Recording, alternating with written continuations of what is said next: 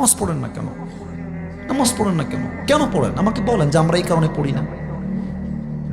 আজীব একটা কথা।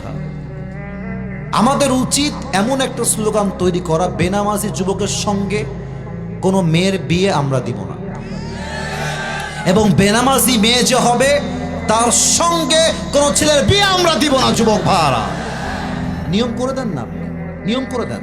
বাপ বলবে তুই আমার ছেলে, নামাজ পড়বি না, তোকে আমি ত্যায্য পুত্র করে দিব। আপনি ছেলে, আপনি নিজে কামাই, আমি নিজে কামাই করি, বহু বছর যাবত আমি নিজের খরচ নিজে, আমার সংসার আমি চালাই, সব টাকা আমি কামাই। অহংকার না, আমি আমার বাপের ছেলে, আমি মরদের বাচ্চা। আমি বাপকে বলবো বাপ্পা তুমি যদি নামাজ না পড়ো তোমাকে আমি বাপ বলে আর পরিচয় দিব না। এই মা তুমি আমার মা, তুমি যদি কাল থেকে বেপর্দা বাহিরে বের হও তোমাকে আমি মা বলে আর পরিচয় দিব না। এই বউ তুই আমার বউ, তুই আমার বাড়িতে থাকিস, তোর খাওয়ার পড়া কাপড় চোপড় পোশাক আশাক আই প্রোভাইড এভরিথিং, আমি সব তোকে দেই। তুই নামাজ পড়বি না, তুই বোরকা পড়বি না, তুই পর্দা করবি না, তোকে ভালো করে বোঝাবো, বুঝো জান, বোঝার চেষ্টা করো, বুঝবা না তোকে তালাক দিয়ে রেখে দেব। আমার কথা একটা, আমার আত্মীয় হোক, আমার রক্তের হোক, আমার বন্ধু হোক, আমার বউ হোক, আমার বাপ হোক, আমার মা হোক, নামাজ যে পড়বে না তার কোনো জায়গা আমার জীবনে হবে না।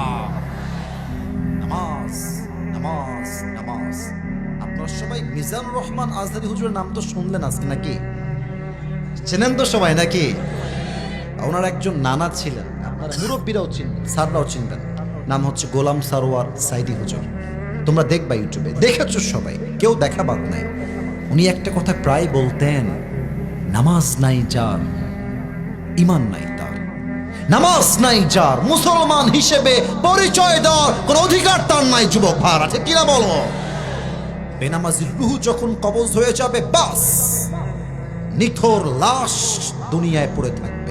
বেনামাজি মুরব্বীর সামনে যখন মালাকুল মউত আসবে, বেনামাজি যুবকের সামনে যখন মালাকুল মউত আসবে, হাদিসে আসে তার দেহের রং হবে নীল, পুরোটাই নীলাভ বর্ণের চেহারা হবে, আর চোখটা হবে লাল টকটকে চোখ। হাদিসে এও আসছে মালাকুল মউতের দেহ হবে বিশাল লম্বা, পা থাকবে জমিনে হেট তথা মাথা থাকবে আকাশ বরাবর বিশাল। তার দেহের কালো পোশাক এতটা ভয়ঙ্কর হবে, হাদিসে আসছে বেনামাজি যখন মালাকুল মউতকে এভাবে দেখবে, হঠাৎ করে তার ভয়ঙ্কর চেহারা দেখে বেনামাজি পুরো দেহের মধ্যে একটা ভূমিকম্প তৈরি হয়েছে, থর থর থর থর করে কাঁপবে। আর বেনামাজির দিকে মালাকুল মউত একটা ধমক দিয়ে বলবে, ইয়া আইয়াতুহান নাফসুল খাবিথা উখরুজি ইলা গাযাবিল্লাহ। এই বেনামাজি বান্দা বের হয়ে আয়, আল্লাহর জাহান্নামের দিকে বের হয়ে আয়, আল্লাহর রাগের দিকে বের হয়ে আয়। ধমক বেনামাজির রূহটা পেছন থেকে এই বুক থেকে ছিঁড়ে বের হয়ে আসবে। একবার ডান দিকে দৌড় দিবে, একবার বাম দিকে দৌড় দিবে, আর একবার পেছনের দিকে পালিয়ে যাওয়ার ট্রাই করবে। মালাকুল মউত যখন দেখবে বেনামাজির রূহটা ডান দিক বাম দিক পালিয়ে যাওয়ার ট্রাই করছে, আমার বাম হাত সবাই দেখবেন এক নজরে মালাকুল মউত বেনামাজির রূহকে কবজ করবার জন্য তার বাম হাতটা পেছনের দিকে নিবে, একটা পজিশন মেক করবে। আফটার মেকিং দ্য পজিশন, পেছন থেকে নিয়ে একটা আঘাত করবে বেনামাজির রূহের দিকে। রূহটাকে যখন বুক থেকে ছিঁড়ে বের করবে, আল্লাহর হাবিব বলেছেন একটা জীবিত ছাগলকে যাবেহ না করে